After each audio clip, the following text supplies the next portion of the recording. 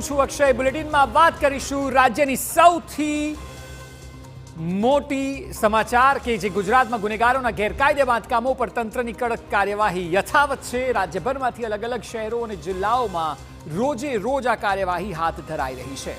અમદાવાદમાં પોલીસે 150 જેટલા અસામાજિક તત્વોની યાદી બનાવી છે, જેમાં સરખેજ, વેજલપુર, વાસણા, એલિસ બ્રિજ, આનંદનગર સહિતના વિસ્તારોના ગુનેગારોનો સમાવેશ થાય છે.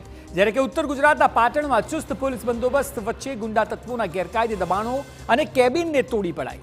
સાથે જ ભરૂચના ઝઘડિયા, વાલિયા અને નેત્રંગમાં અસામાજિક તત્વોના ઘરે કોમ્બિંગ હાથ ધરાયું અને 2 ગેરકાયદે દબાણોને તોડી પડાયા. તો પોરબંદરમાં પણ પોલીસ અસામાજિક તત્વો વિરુદ્ધ એક્શન મોડમાં જોવા મળી. લગભગ 71 જેટલા લુખ્ખા તત્વો સામે કાર્યવાહી થઈ. 10 લોકોના ગેરકાયદે વીજ કનેક્શન કટ કરવામાં આવ્યા તો કુલ 13 લાખથી વધુનો દંડ પણ ફટકારાયો અને પોલીસ જાણે કે કહેતી હોય કે સફાયો થઈને રહેશે.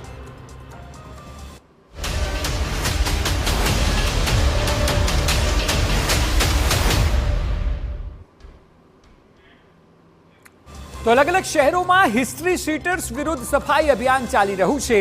ત્યારે શનિવારે અમદાવાદના જુહાપુરા અને સુરતના લિંબાયત વિસ્તારમાં ગેરકાયદે પ્રોપર્ટીઓ જમીનદોસ્ત કરવામાં આવી.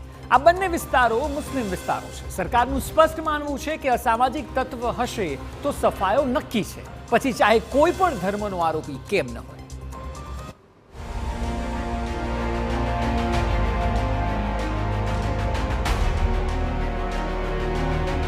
મુશીરની હવેલી જમીન દોસ્ત.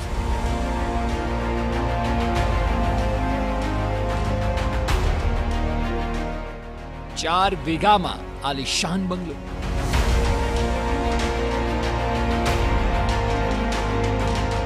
મંજૂરી વગરનું હતું બાંધકામ.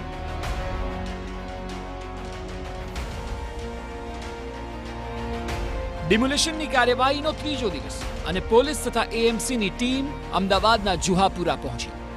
અહીં જઈને જોયું તો અનેક ગુનાઓના અપરાધી મોહમ્મદ મુશીર કુરેશીનો આલિશાન બંગલો આવેલો હતો. આ બંગલાને લોકો મુશીરની હવેલી તરીકે ઓળખે છે. આ બંગલો મંજૂરી વગર બાંધી દેવામાં આવ્યો હતો અને એટલે ડિમોલેશન કરાયું છે.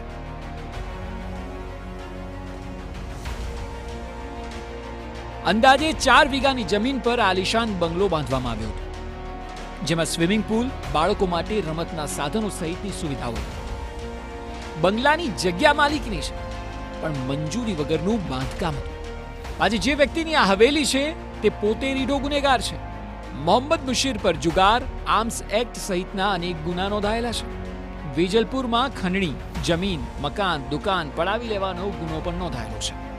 આ કારણોસર તેની સામે કાયદેસરની કાર્યવાહી હાથ ધરાઈ. પોલીસનું કહેવું છે કે મુશીર અને તેના સાગરીતોનું લિસ્ટ તૈયાર છે.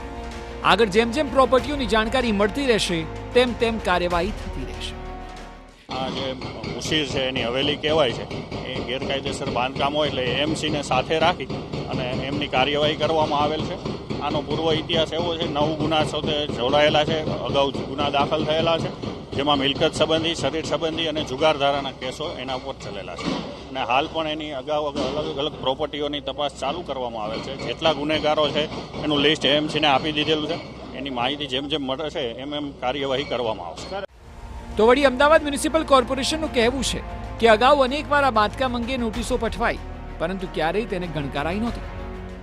જમીન તો એમની પોતાની માલિકીની છે, પણ જે બાંધકામ છે એ ગેરકાયદેસર છે. 6500 ચોરસ ફૂટ જેટલું બાંધકામ થયેલ છે. એરિયા, જમીનનો એરિયા તો વધારે હશે. ઓક્ટોબર 2022થી અમે નોટિસ આપેલી છે.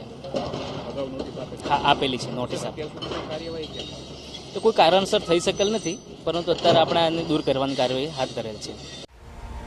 આ તરફ સુરત મ્યુનિસિપલ કોર્પોરેશન અને લિંબાયત પોલીસે વધુ એક માથાભારે આરોપી વસીમ શેખના ગેરકાયદે બાંધકામ પર બુલડોઝર ફેરવી દીધું છે. મહત્વનું છે કે આરોપી સામે મારામારી, દુષ્કર્મ, હત્યા અને ખંડણી જેવા 28 ગંભીર ગુના દાખલ થયેલા છે. આ બંને વિસ્તારોની વાત કરીએ તો બુલડોઝરે ગેરકાયદે દબાણોને હટાવ્યા છે. તો વળી બંને વિસ્તારો મુસ્લિમ બહુમતી ધરાવતા વિસ્તાર છે અને એટલે આજના દિવસે સૌથી વધુ સમાચારમાં આ વિસ્તારની વાતો.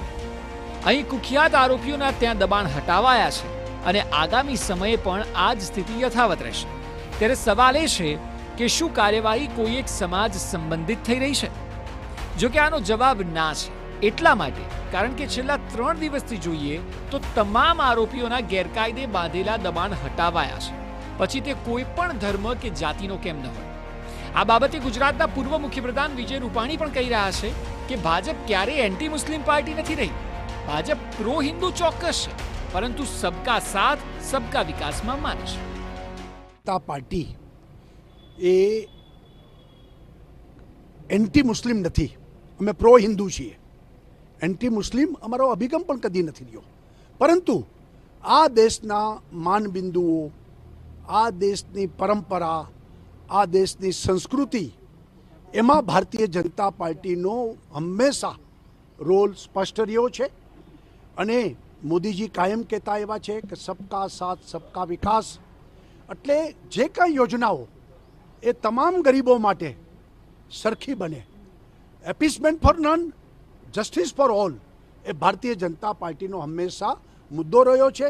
અને એના આધારે ગરીબ મુસલમાન હોય કે ગરીબ હિન્દુ હોય, એ બધાને માટે સરકાર સરખી રીતે એમને મદદ કરવા માટે કટિબદ્ધ છે. એક વાત ચોક્કસ છે કે જે પ્રકારે પોલીસ પ્રશાસન અને જે તે શહેરો અને જિલ્લાઓના દબાણ શાખાના અધિકારીઓ કામ કરી રહ્યા છે, તેનાથી ગુનેગારોમાં ખૌફ ચોક્કસ સર્જાઈ શકે છે. જરૂર એ વાતની છે કે આ કાર્યવાહીઓની લાંબા સમય સુધી અસર રહે અને ગુજરાતને બાનમાં લેનાર અને કાયદાનું ઉલ્લંઘન કરનાર તમામ નિશાન ઠેકાણે આવે. અમદાવાદથી હરીન માત્રાવાડિયા અને નરેન્દ્ર રાઠોડ સાથે બળદેવ સુથાર, TV9 સુરત.